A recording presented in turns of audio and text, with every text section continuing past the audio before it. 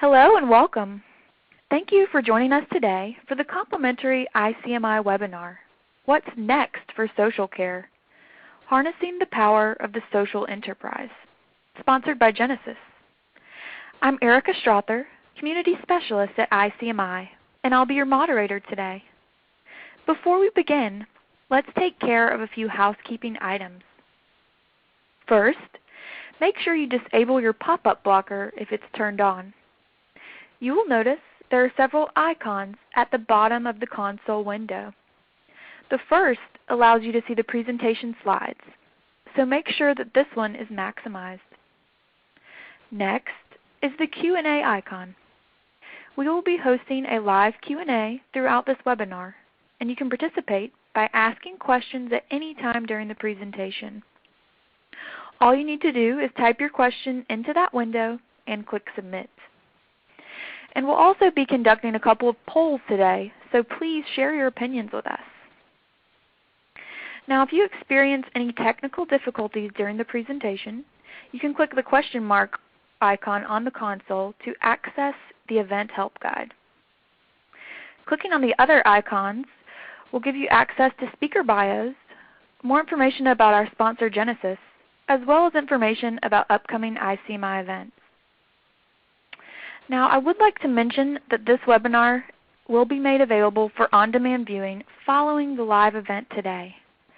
You will receive an email in the next couple of days with instructions for viewing the recorded presentation. You can also download a version of today's presentation in PDF form directly through this event console. And as you're watching the live event today, we really encourage you to be social. You can access your Twitter, Facebook, and LinkedIn accounts directly through the event console. So please keep the conversations going and share what you learn. And now it is my pleasure to introduce today's speakers. We are honored to have two esteemed industry experts speaking today. And speaking on behalf of Genesis is Lisa Abbott. Lisa is the Director of Product Marketing at Genesis. Speaking for ICMI today is Blair Pleasant, and Blair is President and Principal Analyst at ComFusion. Now feel free to reach out to either Blair or Lisa with any questions you might have about today's presentation. I have their contact information listed there for you. So feel free to tweet them with any questions following the presentation. And speaking of Twitter, I do just want to remind you once again, please remember to be social during our presentation today. You know, we're talking about social, so please share what you learn and feel free to ask questions. We really want this to be interactive for everyone. And with that said, we'll go ahead and dive right in. So to start things off, we really want to hear from you. So you see this poll question up on the screen, and we want your feedback. So please take a moment to answer the poll and let us know, are you currently using social media in the contact center? I'll give you guys just a few seconds to weigh in with your feedback. And then we will take a look and see what everyone has to say. All right, so it looks like almost 53% of you guys indicate that you are currently using social media in the contact center. So this certainly helps us kick off our conversation today. And ladies, I'll pose this first question to you. What adoption rates are we seeing for social media as a contact center channel, and how do those compare with the poll results that our audience just gave us? So Blair, I'll kick things off with you. Okay, thanks, Erica. Thanks, everyone, for being here. So I think it's important when we talk about the adoption rates to define what we mean when we talk about how people are adopting social media. Companies are in various stages of social media usage for customer care. Our poll showed, pretty much a little bit more than half the people are using it and just under half aren't. So there's obviously a big split and wide variance about what's going on out there. From the companies that I've been talking to, and I've been following social media pretty much since its inception, the overwhelming number of companies that I've talked to, I found that about over 80% are doing some sort of social media for customer care. They're using tools to monitor what's going on out there and to find out what's being said about their company and brands and what customers are saying about them. Now, the numbers will be higher for companies in the consumer space rather than companies that are business to business. So B2B, we're not finding as much customer care using social, but in the consumer space, we definitely are. And of the companies that monitor social, I'd say that less than a third actually respond to customers using social media. Most of these responses will be from the marketing department and not the contact center or customer care agents. And also, not enough companies have integrated social into their contact center platform as an additional channel. So again, when we talk about how are they adopting social, there are different ways of looking at it. One thing I did find is that a lot of the companies I've spoken with said that they don't have enough volume of customer service inquiries on social media to involve their contact center agents or to integrate social media as a contact center channel at this point. Most of them say that when the volume and number of inquiries increases, then they'll start integrating social with the rest of their contact center platform, but most of them aren't there yet. And I've been looking at it as a chicken and egg issue. If you don't have the agents to handle social media inquiries and customers don't get the responses from you, then they're not going to use social as a customer care channel. And I think as more companies offer this as an option for customers, they'll see the volumes of interactions really increase quickly. So I think there's clearly a demand for this, but customers need to be more proactive in responding to the interactions. Lisa, what are you seeing out there? Well, Blair, I would agree with you in the fact that probably the larger brands that are B2C are much more early adopters or were early engaged with using social, not just from a marketing perspective, but now also from a customer care perspective. But I do see probably a little bit more, I would feel a little bit more that there has been a huge jump in the adoption in the contact center, I would say from 2012 to 2014, currently where we are, where we're starting to see companies really evaluating how they start to integrate this as a channel into, either a unified platform or as, a dedicated team within the contact center. Looking at this recent data here that ICMI presented, and I believe that this is from the Q1 of 2014, what really astounds me is the fact that only 8% of social interactions are QA'd with those companies that are using it as a social or as an engagement tool within their contact center versus 91% for the phone. Anyone who knows in the contact center, most of your phone interactions are very heavily scripted, but on the other hand, social media tends to be more of a free-form communication response channel. And so to me that is a big red flag in the fact that we really need to, if you are going to be using this as a channel, you need to be taking this seriously and delivering consistent experience for social in the same way you would voice or chat or email or any of the other interaction tools. And that way you're making sure that you're adhering to the proper SLAs and doing the proper, qualitative monitoring there.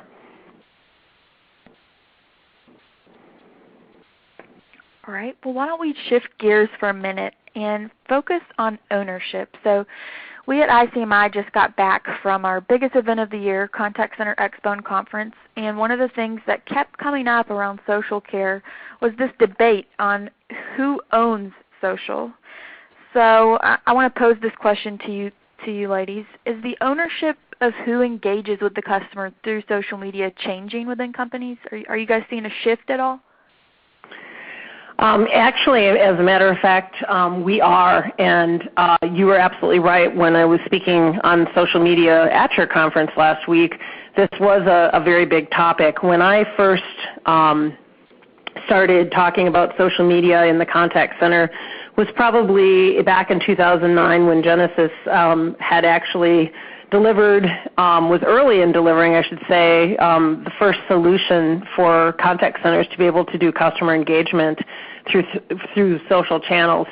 at that time, we were actually ahead of the curve because predominantly things were handled by marketing. And frankly, the contact center was fine with marketing driving this because they didn't see this as something they needed to get involved in. But as we saw over the last several years, it became very clear that our customers had different thoughts about that and wanted to do customer, engagement and care for getting their issues resolved through social media.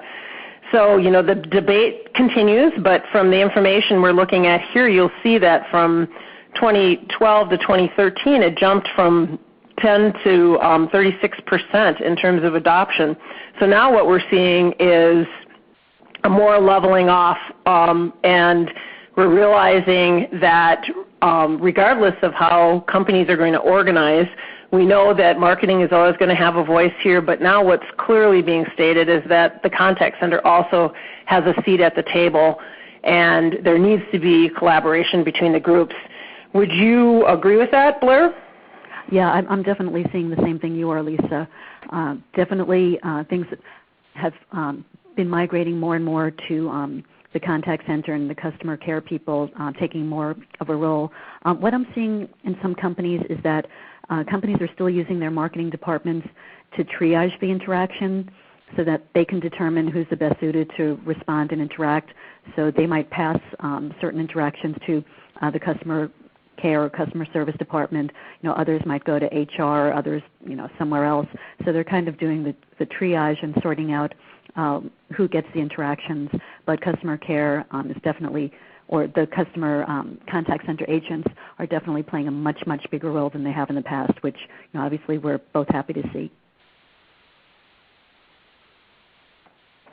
Well, before we go any further, this may seem like a simple question, but I think it's important to address, especially for companies who might be seeking executive buy-in to implement social support.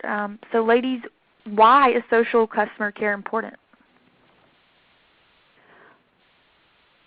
Well, I think if we look at some of these numbers, and I'm not going to read all of them, but these numbers do tell a really interesting story. For example, Bain & Company found that there's a 20 to 40% increase in spending by customers when the companies engage and respond to customer service requests over social media. So that's pretty huge. A company called ClickFox found that 40% of unresolved complaints through social media resulted in phone calls. And as we know, when you have to service customers through phone calls, that ends up costing a lot more in terms of the cost of the interaction, so you really want to avoid that. One statistic I found showed that 72% of consumers do their research about companies and products through social channels before they make the purchases. And if they see that there's a lot of complaints and unhappy customers out there, they're going to see that, and it's not going to be too positive for the companies. So you really want to try to nip complaints and things like that in the bud. Also, 46% of people are using social sites to vent about customer care frustrations and when they're not getting good service through other channels. And also 23% post just for vengeance and just to get back at a bad experience. So if there's a lot of unanswered complaints on your Twitter or Facebook page, that's a big red flag that people are going to see. So it really is important to make sure that you're handling your basic channels and also the social interactions properly so that people aren't seeing all these negative things, because there are a lot of people out there just looking for that. Also, you can look at social customer care from the perspective of saving money for your company. Voice calls to the contact center, as we know, are much more costly than social media interactions. A single agent can only be on one voice call at a time, but a social media agent can do multiple simultaneous interactions in the same time, or even in less time. So the cost of servicing a customer by phone is generally around $7.75 per call, while email costs around $3.37 per interaction, and web chat can cost even less, around $3.52, depending on the number of simultaneous chat interactions. And social is going to be around the same cost as web chat, so it's about half the cost of a voice call. So I think companies would be wise to really try to get more customer interaction over these social media channels rather than through voice or email. Lisa, what are you seeing? Well, it's kind of interesting because I think as you're looking at any channel to use, not just social, within your strategy for your contact center, you need to first understand where your customers are. And when it comes to social, most individuals out there are using some form of social as a way to either gain information or to get answers, to problems and questions. So you really need to be where your customers are taking you. And, and I think that the whole mobile smartphone has, made it much easier for customers to engage with social media and to drive that. So I think the contact center needs to evolve with that and to remain relevant. At the end of the day, really, when you look at it, the contact center in a way is kind of becoming the new marketing. And at the end of the day, the only thing that really is going to matter is what does your customer think. Yeah, I think you bring up a really interesting point, Lisa. And again, we were just talking about this on our Twitter chat, ICMI chat, earlier this week, and a lot of our attendees said, social is no longer an emerging channel. It's become a necessary channel. So shifting gears a little bit to the technology side of things, I want to pose a question that I hear a lot from our community, and that is, should social media be integrated into the contact center platform? And if so, what technology and tools are key elements of the solution to improve the customer experience? Interested to hear your thoughts on this. Certainly, and I agree that, we should definitely be looking at how can we use technology. In the early days of social engagement, many people were doing a lot of manual listening, a lot of manual searching, and frankly, there's a lot of noise out there when it comes to social media, and so it becomes harder to determine what's relevant, what's really actionable, where should I be spending my time.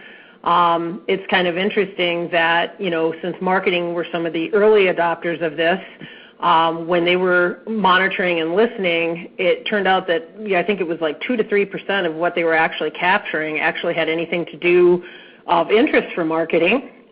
And there was probably another, 5 to 8% of it, which was really customer service type oriented questions and interactions that were taking place out there. So when it comes to evaluating technologies and figuring out how can I make this a more efficient, integrated process, keeping in mind that we need to keep the center or the customer front and center, and when we're developing this strategy, there's really these kind of 5 key areas that we should look at. And first of all, it's monitoring. There's many types of monitoring tools out there. And then it's important to look at this from the analytics perspective. And depending upon the type of analytics you're using, that can either be very broad, but if you're looking at something that's much more multifaceted, it can help you, cut through that noise to be more effective. And then again, as I mentioned, a multi-channel engagement platform. Social really shouldn't be looked at in a silo. It should be looked at as a way to be able to integrate this with your other channels. And then, WFO, how do we, integrate this from scheduling to make sure that your agents that are responding are properly trained, et cetera. And then also integrating it into your, the customer record, right? So that you have a clear tracking of this to provide, visibility. It's kind of interesting because I had seen some recent research from the Contact Center Decision Makers Guide for 2014, and they were showing that roughly 40 to 45% of the contact centers that they had talked to were actually using this as an engagement channel with their customers. And of that, 19% actually had a strategy where they were using social as part of the multi-channel team that also handles telephony. Another 9% were using it as a dedicated channel integrated with other channels such as email and chat, but they didn't have voice as part of that. But then 17% were actually using it just in the contact center but as a standalone option. So we really see 3 different approaches in terms of how companies are using that once they get it into the contact center. So Blair, what are your thoughts on all of this? Yeah, I again totally agree with what you were saying, Lisa. All these elements are really important. I think it's important to tie in the social channel with the other contact center channels, like you said, voice, well, maybe not voice. Voice we might want to keep separate, but you do want to have social as part of your multi-channel platform, and things like universal queuing where it can set the priority levels to prioritize when the different types of interactions come in and let the agents move between the channels. So having that multi-channel engagement platform is really important. Customers want to try to get what I call interaction continuity. So when a customer contacts a company about an issue, even if they use 3 different channels at 3 different times, it's still seen as a single interaction. So you might need to transfer an interaction that starts in a social channel to a different channel, but you want to be able to keep the customer information so the agent has all of the information about the customer's interaction.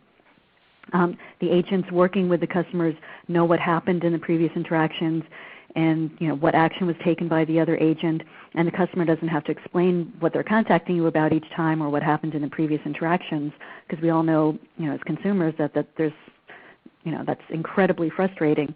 So using all the tools in the contact center for the social channel is really important. Also, the agents need to have, or the supervisors need to have a single view of the contact center performance and all the typical metrics, like number of interactions, average wait time, average handle time. So you want to be able to view social within the framework of all these other interactions and things that are going on in the contact center.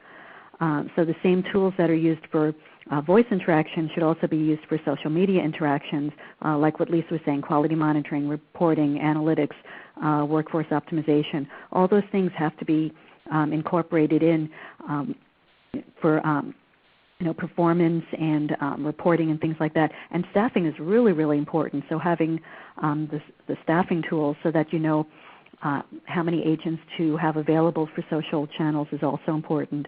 So I think looking at social just as another interaction channel and tying it into your contact center platform is really critical. And someone asked earlier what we meant by formally supporting social as a channel. And this is sort of what I meant, is that it's not this standalone island where you just have a couple people handling social interactions, but really making it part of the overall contact center operation and tying it in with all these other tools that you use. Erica? Yeah, there's certainly, as you can see, a lot of pieces at play here and a lot of moving pieces. And I think many leaders in the contact center are a little bit overwhelmed or maybe not quite sure where to start. So I would love to just spend a few minutes talking about some best practices. So Blair and Lisa, are there best practices to consider in delivering social customer care? Yes and no. We're still in early days when it comes to best practices. There definitely are some, but it's still pretty early, and not enough best practices have been developed for social the way they have for voice interactions and email and some of the channels that have been around a lot longer. So one thing I recommend as a best practice is to choose the right agents. A lot of times, because social is new and people think, oh, I want to use my young, hip, savvy agents to interact on social. So they use people who maybe aren't as experienced in customer care, but they're more socially savvy. Also, some companies use interns, which I find to be a huge, huge mistake.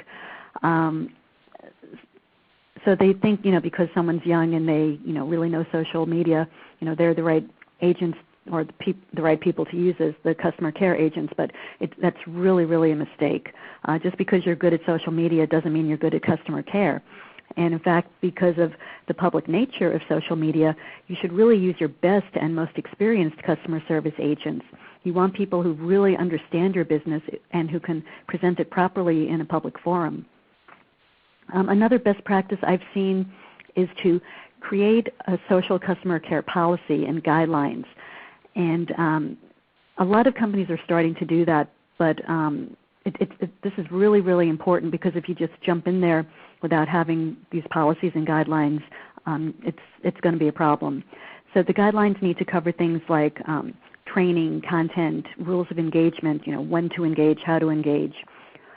So I would spend a lot of time working on these types of policies and guidelines. Another thing is you don't have to jump in feet first and start responding to every social media post.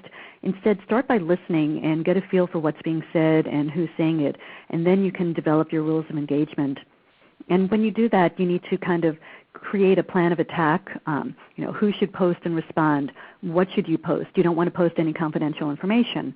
That might seem obvious, but there's lots of horror stories out there. When do you respond? When do you ignore? There's an expression I love that people use to talk about social media. They say, don't feed the trolls.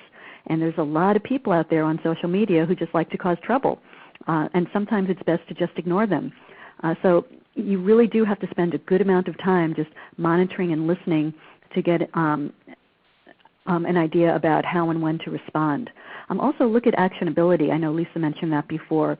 If someone complains about their flight being delayed because of bad weather, there's really not much you can do about it, so you might want to just skip that one. But if they complain about a rude gate attendant or a flight attendant spilling coffee on them, then you should probably apologize and maybe even send a certificate for a free movie or drink or something on the next flight. So really working on the guidelines, I think, is the most important best practice out there. Lisa? Well, I think where I can augment the wonderful, best practices that you've just shared from, how to prepare from a strategy and an agent perspective, I could probably suggest a few best practices when considering how you bring the technology into this. So again, looking at a unified platform that is really geared to be able to share the social channel along with the other channels, because oftentimes it's going to be important that you respond in media to social media. When someone is reaching out to you, the response should be back to social media, but it shouldn't be a situation where you have to have your agents logging directly into Twitter or into Facebook, right? You should be using tools that can send the response there, but your agents aren't having to work in the actual Twitter feed. Also, the ability to be able to easily pivot that interaction with that customer over to another channel, to take that more private or to take that offline once you've originally responded to them, is going to be very important. And when you're doing that, it's going to be important that you're carrying the context so that you are able to capture that cross-channel experience. And again, as you map that back into the customer record, so that in a later interaction time, you have whoever is dealing with this particular customer is really going to have the context in terms of what was taking place there. And I can't stress enough the consistency that you handle social in the same way, going back to making sure that your agents are trained. If you're going back to the original ICMI stats that we saw with only 8% being actually where they QA'd and monitored those interactions that were taking place. And also the scheduling and the planning was far less than for any of the other channels. So in order to really adhere to those SLAs, it's important to bring that consistency to social. And then making sure that when you're reporting on that you have the ability to share those insights. We kind of refer to that as socially enabling the enterprise, to make sure that people across the organization have the insight in terms of what's taking place with your customer base in terms of your brand, and then making sure that you're actually measuring on the right metrics. What are the right metrics, when it comes to social media? Is it the same type of metrics that you would use to measure an agent interacting in other channels? So it's really important to have thought through that and have clear objectives up front as you're doing this. So with that, Erin, any reaction to what we just said?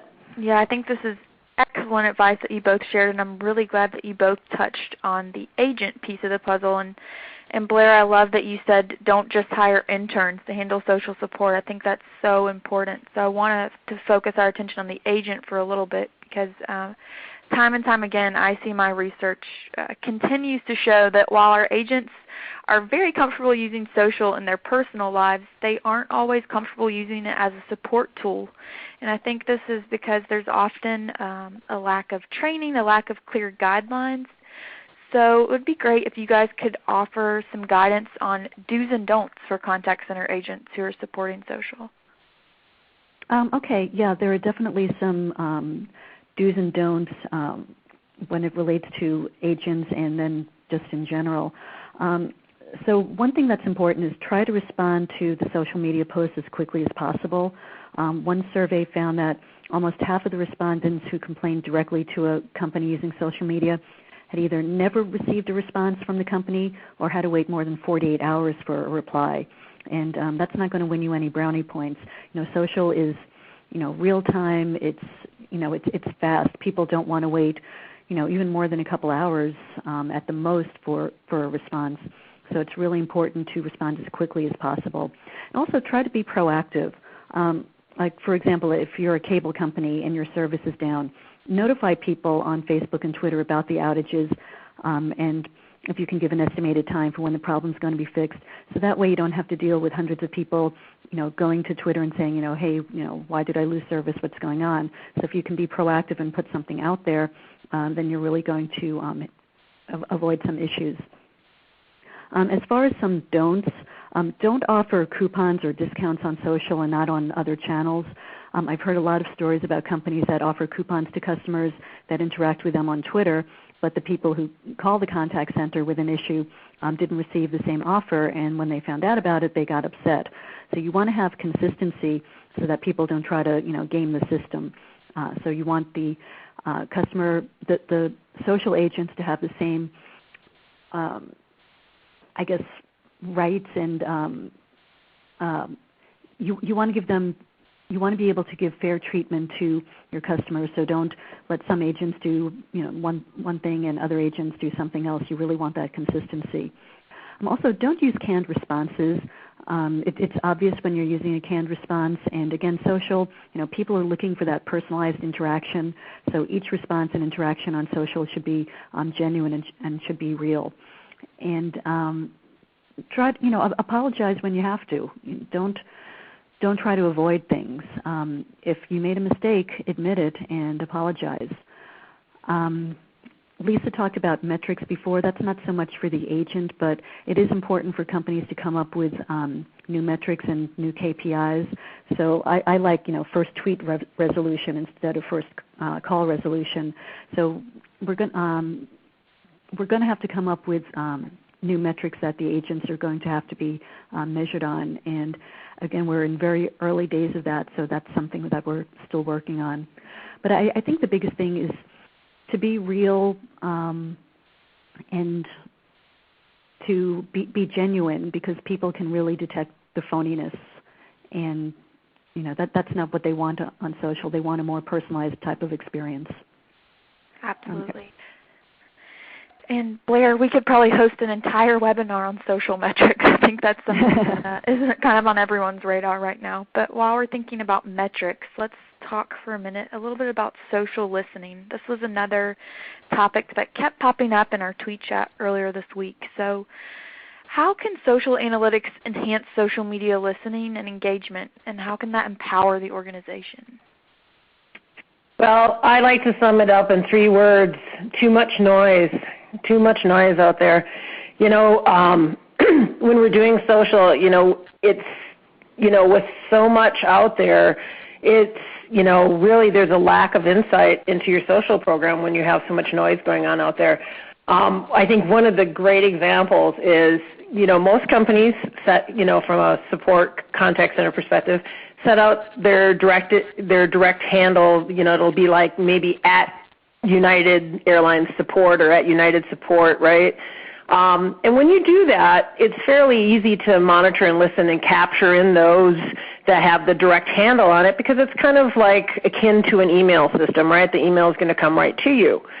But when you want to be looking broader, because we know everybody is not using, your at, United Airlines, and I'm just using them as an example because I'd actually been talking to some people there, because when they said they go to monitor broader, they run into issues where they get everything that references the United States, they get everything that represents the United Postal Service. They can always tell when Manchester United is playing football over in the UK as one of the soccer teams. So they get all that noise in. And that's not the only brand that we've talked to that says that, at the beginning of a shift, they actually have people dedicated sifting through to try to determine what is really actionable out there. And I think that is where analytics can really play a key role. If you're using a tool that has a multifaceted approach to filtering, you're really able to quickly cut through that noise to make sure that you're not, being blindsided by your social and getting stuck in that what we call the social blind spot. And you really start able to figure out what's actionable, and you're able to start discerning the true intent of what's going on there in your social feed. And what we tend to find with customers that are properly using analytics is that they find that there's a percentage of social engagement out there where they're actually missing opportunities because they haven't responded to either tweets or posts that were really actionable needs. So from, an analytics perspective, if you're using this and doing this with a tool that can really take you into some depth, you're going to find that it's really going to enhance the quality of the engagement. When you think about being the VP or of the contact center or the VP of your customer care program, there's two questions that analytics can really play a role in that can help solve from a business problem perspective. The first is, who are my customers that are at risk of churn? And using analytics in the social sphere can help provide a key insight into that. The second question would be, how many actionable posts have I missed? Again, where am I not engaging where customers are looking, and how is that going to affect my overall customer effort scores? How is that going to affect my net promoter scores? When you're the VP of customer service, you're really interested in voice of the customer, and you're really wanting to focus on the customer behavior out there and being able to improve these scores and how you're engaging. And a proper social analytics tool can really help provide that type of insight and socially enable the entire enterprise. So Erin, thoughts? Yeah, so Lisa, I had the privilege of sitting in while you spoke on a thought leadership panel at Contact Center Expo and Conference last week, and you so beautifully touched on the fact that social is really a part of the overall customer journey. So I'd love to spend a few minutes focusing on this. Can you guys just talk for a minute about where social media fits into the customer journey?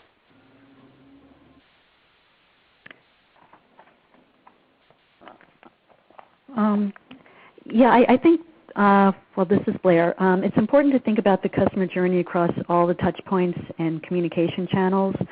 Usually the customer starts at the company's website, and they might do a web chat or something if they have questions. And then when they're ready to place an order, they might start on the website, but then they'll call if they're having problems, or they may call if the product doesn't arrive or they don't know how to use it. Or if there's a problem, they might vent about it on social media. And today, if a customer is angry at a company or has a bad customer service experience, then they go on Facebook or Twitter or YouTube to vent and complain about it, and those issues can really get out of control. So companies today really do have to focus on the entire customer journey to make sure that bad experiences don't go viral. And social is definitely one of those touch points for when something goes wrong that can really backfire. So I think it's important to focus, not just on what happens in the contact center, but also what happens outside and beyond. Lisa, do you want to talk more about managing the touch points of the customer journey? Sure, and I would say that many measure the success by how they perform in an individual channel, right? Where that's important to do, it's not the big picture. Because at the end of the day, generally a customer isn't going to churn or isn't going to leave you because of what took place in one interaction. It usually is the big picture. And so as you can see on this slide, we've actually highlighted 5 different journeys that we typically see across most companies. And as you start to map and look at a customer journey, it's going to take you across touch points and channels, and it's going to take you into the back office, it's going to take you into the contact center, maybe customer service, maybe marketing, across the entire organization. And so where you really need to start figuring it out is where are the breaking points in this journey, and how can I create this journey in a way that will decrease the effort for that customer. And social, in many cases, is a very key entry point into various types of journeys and various areas within the journey. So it's really important that you're looking again at a unified platform that can take the customer across this journey in a way that has their experience central and core to the strategy, and doing it where it's not disconnected from what the customer is really thinking out there. Because if you're only taking a snapshot of how you performed in one channel across one touch point, you're really not getting the big picture and the complete view. Well, you guys have certainly done a good job of establishing the need for and the benefits associated with social care, but I know this is a question probably on a lot of contact center leader minds. What are some of the challenges? What are the challenges that the contact center needs to look out for when it comes to social care? Yeah, I think a lot of companies are realizing that deploying a solution isn't just about getting the technology out there, but as I talked about before, it's about developing that strategy to get the most out of it across the organization. Social engagement and social customer care is really more than just creating a Facebook fan page or getting followers on Twitter. And what happens on social media impacts so many different parts of the organization, the back office, human resources, legal, and lots of other parts. And again, I keep stressing this policies and guidelines and procedures, because it's really important to get input from all of those different groups. Otherwise, you're going to have problems, especially with legal. And there are so many different things to think about that may or may not be obvious because social is so public. What's the proper tone that the agent should take when they respond? Is it casual because they feel social is casual, or is it more formal depending on what your business is? So their persona, is there a company persona that you want the agent to try to model? We talked about marketing doing some triage for when the interactions come in. So what happens if marketing passes an interaction to customer care, but if they get to the wrong group, what's the fallback so that you can quickly manage the interaction and get it handled quickly as possible? There's compliance issues. Are there restrictions? Your company may or may not have restrictions for the responses based on compliance or other legal requirements. So it's really important to take those into account. Also, in a lot of times, it's important to get things off the public social media page and make it become a private interaction. So should the agent ask for the customer's email address? Should they ask them to send a direct message? What's the best way to take some of these things off of the public arena and make it more private? And you have to do that in a very, very tactful way, because you have to be very diplomatic about that. And I've seen a lot of companies kind of mess up, and again, they give a canned response that just doesn't seem right, and customers get pissed off about it. So those responses and having the proper training, guidelines, and responses for the agents is just so, so crucial. Lisa? Yeah, that's all really valuable insight around, a lot of the challenges we're seeing when it comes to social media, from a customer care perspective. Again, making sure that you have a collaborative approach. You're going to have different groups and different organizations all engaging because they're all going to have, different objectives when it comes to social media, but making sure that you have a collaborative approach. And then once you do, make sure that you have the ability to be able to share that context and those insights. And, the cross-channel is so important because when when we all know, because we are consumers ourselves, when we go and interact on a site or send a post or respond or call, we expect that they're going to have some idea of personalization. They're going to know who I am. They're going to know what I've been doing. They're going to know any issues I've had. They're going to know my history. We know the reality of it is in many companies that's a siloed approach, and it's not necessarily the case. But at the end of the day, the customer doesn't think that, well, when I'm going and posting on a Facebook page, I'm posting to marketing. They don't think in those terms. They think that I'm posting to XYZ brand, and they know me. So that when I pick up that phone in the contact center, they will, of course, know what I just did with them on Facebook. And we know the reality is that's not necessarily the case, and we know that it's going to take time to get there, but that tends to be a lot of the challenge and the frustration that really faces the contact center.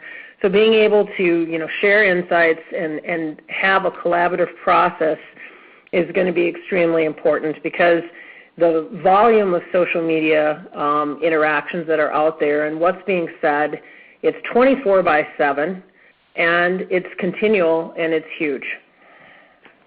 Wholeheartedly agree, and I think that's such excellent insight. And now I would love to hear from our audience again. So we have one more poll question for you guys today. And we'd like to know, which phase are you in with regard to using social media in your contact center? Are you kind of just sitting back and watching, just listening and monitoring only, or are you actively engaging with your customers? So I'll give you guys just a couple more seconds to weigh in. And then we'll take a look and see what everyone has to say. So let's see here. Wow, this is encouraging. So it looks like nearly 89% of you guys say that you're listening and engaging with responses. So that's interesting. Lisa, does that surprise you at all? Not from what I've been seeing this year with, customers. I think, like I said, I think that there was a huge jump in that in the last 2 years. And so I think 2014 is going to be the year of kind of tipping that scale from, going just from a monitoring mode to really engaging with customers. So I'm not surprised by that. Yeah, I agree. And we continue to hear from a lot of our community that this is really the year of social for them. So for those out there who might just be getting started with it, can you provide some tips on how to get started if you're currently not using social media as a contact center channel? Yeah, as I said before, it's not just about getting the technology and putting it out there, but it's about developing that strategy. And one thing I recommend is taking baby steps. And a lot of you have already done this. Based on the poll, a lot of you are already past this, so I'm just thrilled to see that. But for the people who haven't gotten started, start by just monitoring and listening. You can do a simple Twitter search about your company and your products, and also your competitors. See what shows up, see what people are saying. A lot of companies think that because they're not active on social media, they don't need to bother with it, but they don't realize that customers are talking about their company and products, so it's important to know what's going on. So after you've spent a lot of time, listening, monitoring, and kind of identifying what's being said, maybe the types of people that are most active, then you can move on to responding and taking action. So I talked about the operating procedures and workflows and policies. So definitely put that in place. And one guideline that I always recommend is don't be stupid. It may be obvious, but you'd be really surprised at some of the things that get disclosed because it seems like you're having a personal conversation, but everything is public. So just really be careful with anything confidential. And there are just, tons of horror stories out there about agents, disclosing confidential information or customers disclosing confidential information. So it's really important to work with your legal department about what can and can't be disclosed and shared, and make sure that the agents are really well trained on that. And when you're ready to respond, choosing the right agents. As I said before, don't use novices. Use your most experienced agents. And it doesn't have to be the same agents that are also handling voice interactions.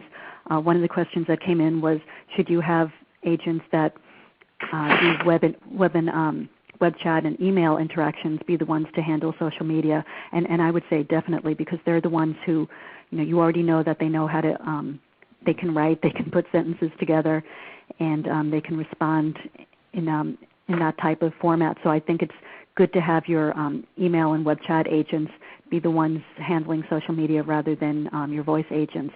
But again, make sure you're using good, experienced, knowledgeable agents. So that's what I would recommend for getting started. Lisa, what about people who are already doing social customer care? What do you recommend for them? Well, I think, it's not a one-and-done type of process. I think that, if you've got a strategy, you need to continually be iterating.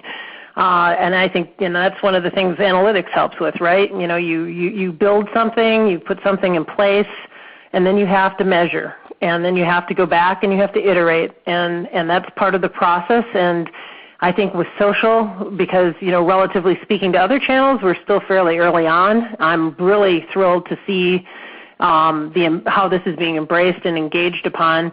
But you have to continually evaluate, where can I improve this process? Where can I decrease the effort? You have to look at it again, as we talked about, as part of the total journey. And it isn't just one journey, right? It's an onboarding journey. It's a renewal journey. It's going to be a customer service journey. It's going to be a purchase journey. There's lots of journeys within your company.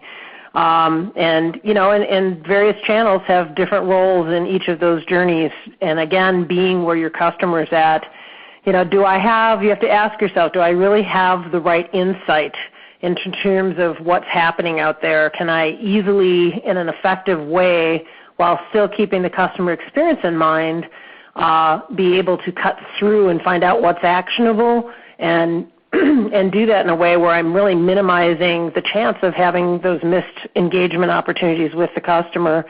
And also, again, getting back to, am I measuring the correct metrics? You're not just going to take necessarily the same metrics that you've used to measure call center agents traditionally. The metrics are going to change, and it's going to change based on your objectives as well, and how your company approaches. What's your company style and the brand, as Blair was mentioning.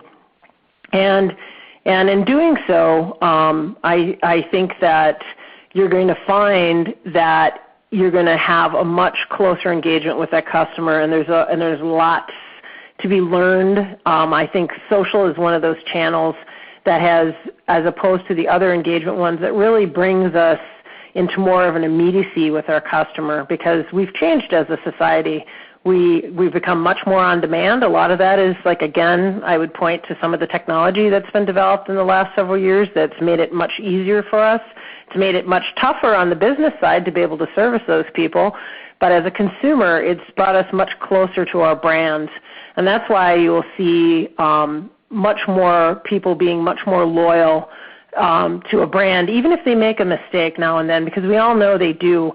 In many cases, it's how you recover from that mistake that leaves that lasting impression. And social, I think, is a perfect place to be able to demonstrate that you care and that type of engagement with your customer. Well, Lisa and Blair, I want to thank you both, because this has certainly been so much fun and so interesting, and I wish we could just continue on and on, because this is a topic near and dear to my heart, and I know I'm really looking forward to seeing how social support continues to evolve over the next year or so. We do have just a few moments left, and I have seen some really great questions coming in through the Q&A. We have a very inquisitive and engaged attendee base today, which is really exciting. So we'll get to one or two of those questions. But I do want to mention that if we don't have time to answer your question today live, we will be sure to answer that offline.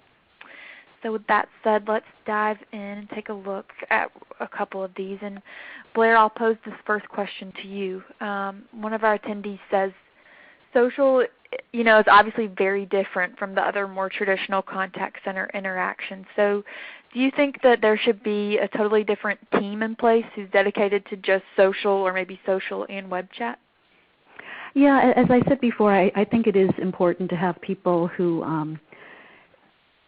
they don't have to be dedicated to social per se, but they should be dedicated to, let's say, the text-based types of interactions, like web chat and email, so not necessarily the voice agents, because you want people who can, write, and you want to make sure that, they can get across what they're trying to say in a written format, which, no offense, but not all voice agents can do that. And you want them to be able to work simultaneously. We were talking before about the customer journey and multi-channel platforms. So you might want to be able to have agents switch back and forth between web chat and social and email. Where it's harder to do that with the voice agents.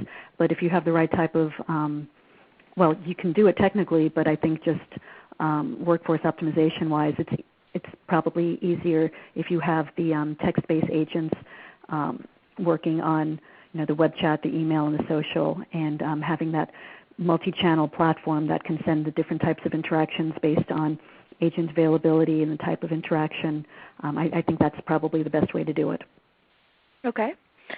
So we have time for maybe one or two more questions. So Lisa, I'll throw this one out to you. And this question actually came in more than once. But what advice do you have in terms of social QA?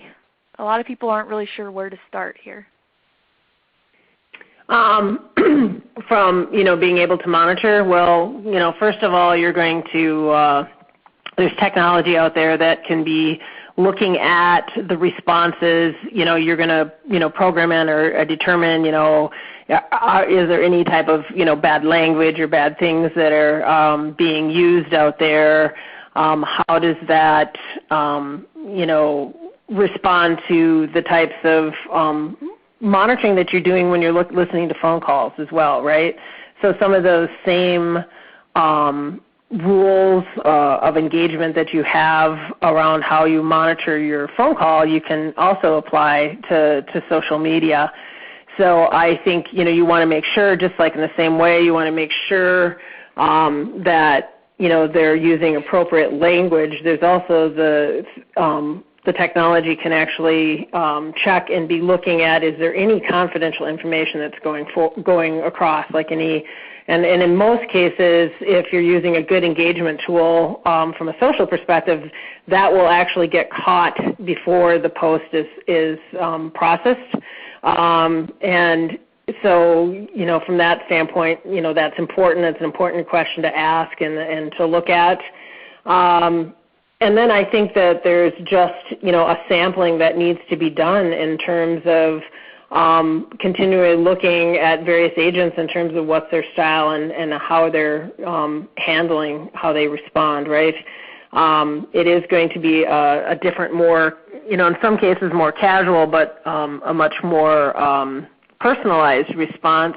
But you want to make sure that even though, it's can be viewed as a hip channel, you want to make sure that the slang or how it's presented is still pretty straightforward, because, I remember all the fights I have had with people over email, because email was such a challenge in terms of being able to interpret what was the intent or what was people saying, because at the end of the day when, as we interact over various channels, there's always something that gets lost in the translation. And I think with social, you have to be very careful, because it tends to be a channel where we want to be, more providing maybe slang that may not necessarily be received well by your customers or interpreted appropriately, and especially if you're trying to joke with them and maybe be a little too casual.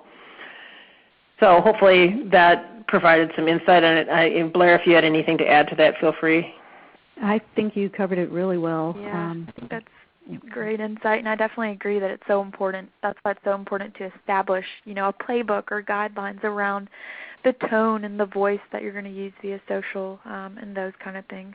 But I'm afraid that we need to end on that note because unfortunately we have run out of time for today. So again, I just thank you, Lisa and Blair, for sharing your expertise with us today. And I do want to remind you guys that if we didn't get a chance to answer your question live, we will make sure that any questions left in the queue are answered offline. And if you do think of any other questions, please feel free to reach out to us on Twitter. Also, don't forget that you can download a PDF version of the slides through this console shortly after we end the presentation. And I do want to mention that this presentation is copyright 2014 by ICMI. The presentation materials are owned by or copyrighted by ICMI, which is solely responsible for its content, and Genesis is responsible for their content and opinions.